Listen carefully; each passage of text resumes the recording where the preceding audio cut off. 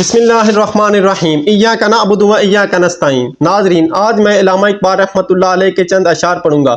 अल्लामा इक़बाल रहमतुल्लाह अलैह एक सोच का नाम है, एक फ़िक्र का नाम है। अल्लामा इक़बाल रहमतुल्लाह अलैह ने मशरक़ी रवायात को बहुत ज़्यादा सपोर्ट किया है, इसलिए आपको शायर मशरक़ भी कहा जाता है। आप हकीमुल उम्मत, मुफ़क्किर इस्लाम, अज़ीम रहनुमा और एक अज़ीम आशिक़ रसूल थे। अल्लामा इक़बाल रहमतुल्लाह अलैह की सारी शायरी में इस्लाम नज़र आता है। आप रहमतुल्लाह अलैह फरमाते हैं, शराज़ा हुआ मिल्लत मरहूम का अबतर, अब तू ही बता तेरा मुसलमान किधर जाए। अल्लामा इक़बाल रहमतुल्लाह अलैह फरमाते हैं कि आप सल्लल्लाहु अलैहि वसल्लम ने ज़ाहरी आँखों से पर्दा फरमाया है।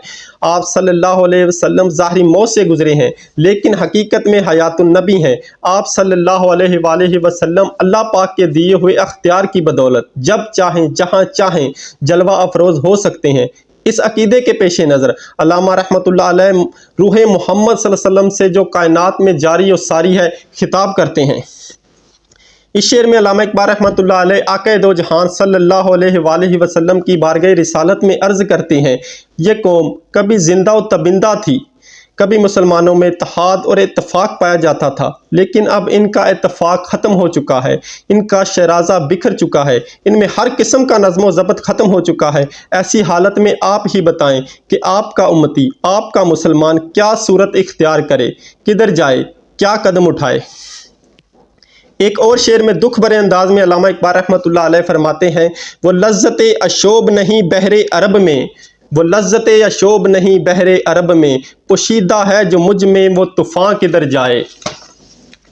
इसमें अल्लामा इक़बाल रहमतुल्लाह अलैह फरमाते हैं कि मैं देख रहा हूँ कि अरब के समंदर में कोई शोरश और कोई तूफ़ान नहीं है। आप मुसलमानों की तहरीक उठा कर देख लें, वो अरब जिन्होंने साहिल पे कश्तियाँ जलाई थी, इनमें अब वो जज्बा जहाद नहीं रहा। अब कुफ्र की गुलामी में इस हद तक गिर चुके हैं कि उनको मासूम फ़लस्तीनियों की आवाज़ तक सुनाई नहीं देती।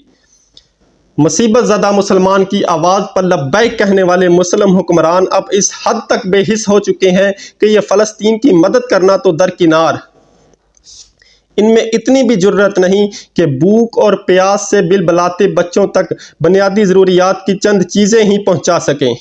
अल्लामा इक़बाल रहमतुल्लाह अलैह फरमाते हैं, या रसूल अल्लाह सल्लल्लाहु अलैहि वसल्लम, मेरे सीने में तूफ़ान से भरे हुए जो जज्बात हैं वो इन लोगों तक क्यों पहुँचाऊँ। ये इस हद तक बेशऊर हो चुके हैं कि मेरा तूफ़ान भी इनमें कोई हरकत पैदा नहीं करेगा। मैं अपने तूफ़ान को कहाँ ले जाऊँ। एक और शेर में अल्लामा इक़बाल रहमतुल्लाह अलैह फरमाते हैं, इस राज को अब फाश कर ए रूहे मोहम्मद, आयाते इलाही का निगहबां किधर जाए। ए मोहम्मद सल्लल्लाहु अलैहि वसल्लम, अब तू इस बेद को खोल कि अल्लाह की आयात की हफाजत करने वाला मुसलमान अब किधर जाए, क्या करे। इसके पास ना कुरान पाक की हफाजत और ना नफाज का साजो सामान मौजूद है और ना ज़ौक़ शौक़ बाकी है। दुआ करें या नज़र करम फरमाएं ताकि मुसलमान कौम फिर से अरूज हासिल करे और इस्लाम की हफाजत और इसके नफाज के काबिल हो जाए।